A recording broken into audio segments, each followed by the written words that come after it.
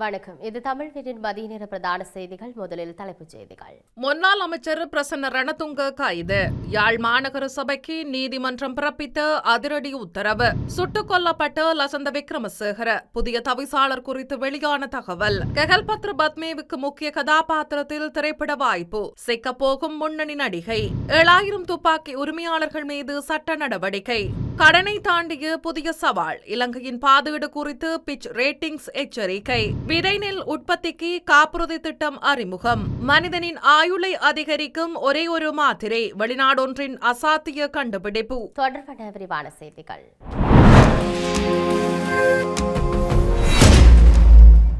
முன்னாள் அமைச்சரும் நாடாளுமன்ற உறுப்பினருமான பிரசிடென்ட் ரணதுங்க இன்று காலை கையூட்டல் ஒழிப்பு ஆணைக்குழுவின் அதிகாரிகளால் கைது செய்யப்பட்டார்.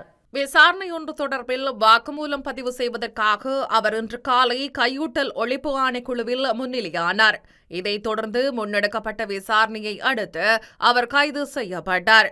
இலங்கை சுற்றுலா அபிவிருத்தி சபை, சுற்றுலா மேம்பாட்டு பணியகம், இலங்கை விருந்தகங்கள் முகாமைத்துவ நிறுவனம் மற்றும் இலங்கை மாநாட்டு பணியகம் ஆகியவை 4 நிறுவனங்களின் ஊழியர்களுக்கான நேரடி மருத்துவ காப்பீட்டிற்கு சட்டவிரோதமான முறையில் ஒரு தரகு நிறுவனத்தை நியமித்து அந்த தரகு நிறுவனம் மூலம் இலங்கை காப்புறுதி கூட்டுத்தாபனத்திடமிருந்து சுமார் 47.5 லட்சம் ரூபாவை தரகாக பெற்றதாக கூறப்படுகிறது. இந்த செயலால் இலங்கை காப்புறுதி கூட்டுத்தாபனத்திற்கு இழப்பை ஏற்படுத்திய குற்றச்சாட்டில் அவர் கைது செய்யப்பட்டுள்ளார். யாழ்ப்பாணம் மாவட்டத்தில் ஏற்பட்டுள்ள காற்று மாசுபாட்டை குறைப்பது தொடர்பில் மத்திய சுற்றாடல் அதிகார சபைக்கும் யாழ்ப்பாணம் மாநகர சபைக்கும் மேன்முறையீட்டு நீதிமன்றம் உத்தரவு ஒன்றை பிறப்பித்துள்ளது.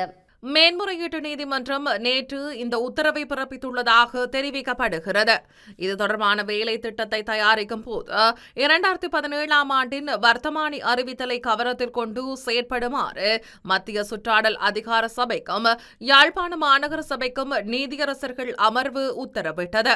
சுற்றாடல் மாசுபாட்டை குறைக்கும் வேலை திட்டத்தை தயாரிக்குமாறு மத்திய சுற்றாடல் அதிகார சபைக்கும் யாழ்ப்பாணம் மாநகர சபைக்கும் உத்தரவிடுமாறு கோரி மருத்துவர் உமாசுகி நடராஜா என்பவரால் குறித்த மனு தாக்கல் செய்யப்பட்டிருந்தது. இந்த மனு இன்று மேன்முறையீட்டு நீதிமன்றத்தின் நீதியரசர்களான ரோஹந்த அபேசூரிய மற்றும் பிரியந்த பெர்னாண்டோ ஆகியோர் அடங்கிய அமர்வு முன்னிலையில் நேற்று விசாரணைக்கு எடுத்துக் கொள்ளப்பட்டது.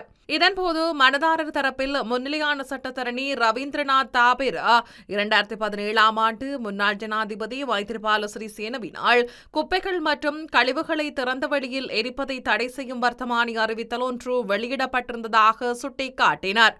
அந்த வர்த்தமானி அறிவித்தலின் அடிப்படையில் இந்த காற்று மாசை குறைக்கும் வேலை திட்டம் தயாரிக்கப்பட வேண்டும் என்றும் சட்டத்தரணி தாபரே தெரிவித்தார். இதனைத் தொடர்ந்து தமது உத்தரவை பிறப்பித்த நீதிமன்றம் விசாரணையை 2026ஆம் ஆண்டு ஜனவரி மாதம் 22ஆம் திகதிக்கு ஒத்திவைத்துள்ளமை குறிப்பிடத்தக்கது. வெலிகம பிரதேச சபையில் சமகி ஜனபெலவையின் வெற்றிடமான உறுப்பினர் பதவிக்கு சபிர தனுஷ்க டி சில்வாவின் பெயர் வர்த்தமானியில் வெளியிடப்பட்டுள்ளது. முன்னதாக வெலிகம பிரதேச சபையின் தவிசாளர் லசந்த விக்ரமசேகர அண்மையில் துப்பாக்கிச் சூட்டுக்கு இலக்காகி உயிரிழந்ததை அடுத்து குறித்த பதவிக்கு வெற்றிடம் ஏற்பட்டது.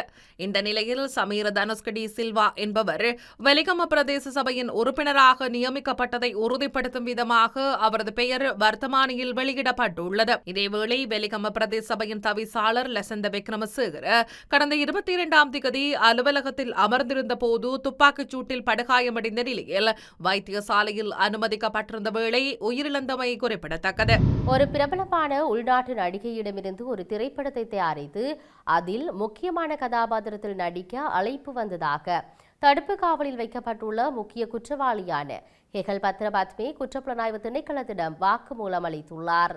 நடிகையும் கெகல்பத்ர பத்மேவும் துபாயில் நடந்த புத்தாண்டு விருந்தில் சந்தித்ததாகவும் அவர் துபாயைச் சேர்ந்த கோடீஸ்வர தொழிலதிபர் என்று நடிகைக்கு தன்னை அறிமுகப்படுத்திக் கொண்டதாகவும் கூறியுள்ளார்.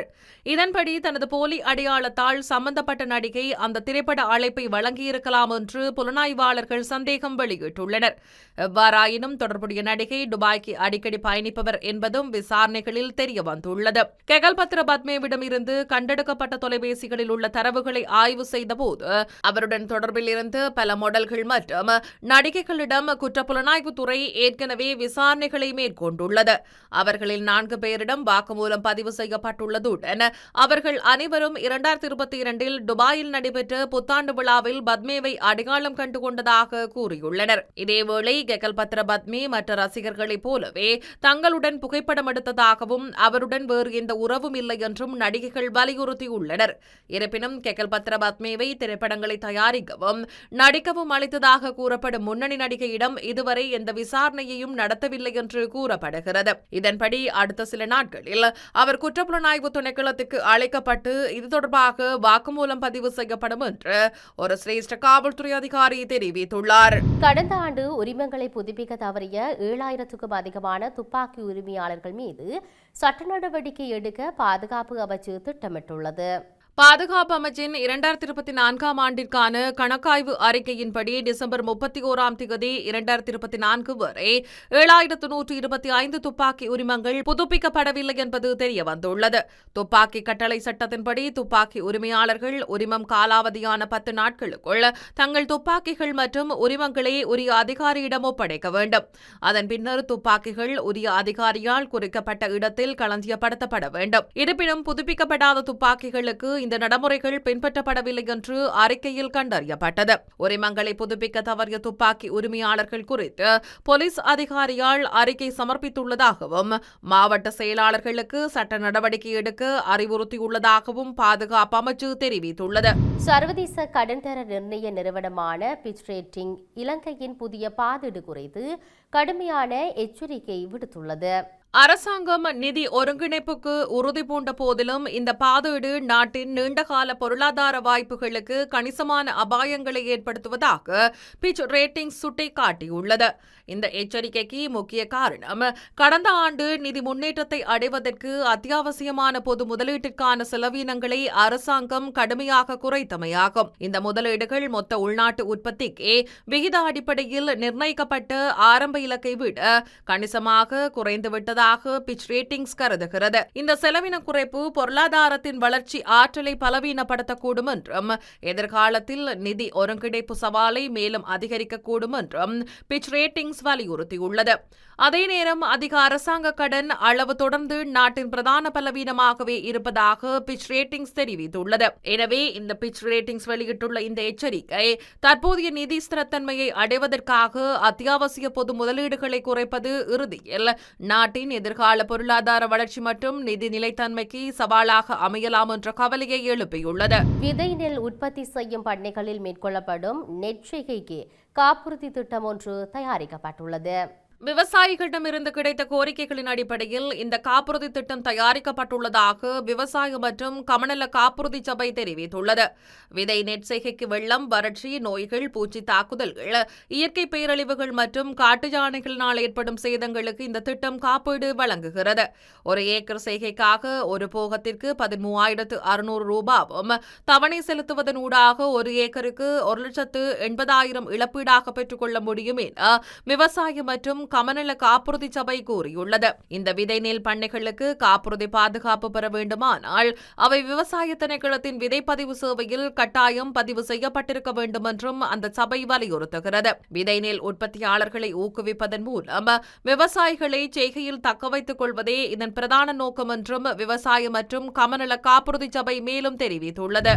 மனிதனின் ஆயுட்காலத்தை 150 ஆண்டுகள் வரை நீடிக்கக்கூடிய மாத்திரை ஒன்றை சீன ஆட்சியாளர்கள் கண்டுபிடித்துள்ளதாக தகவல்கள் தெரிவிக்கின்றன.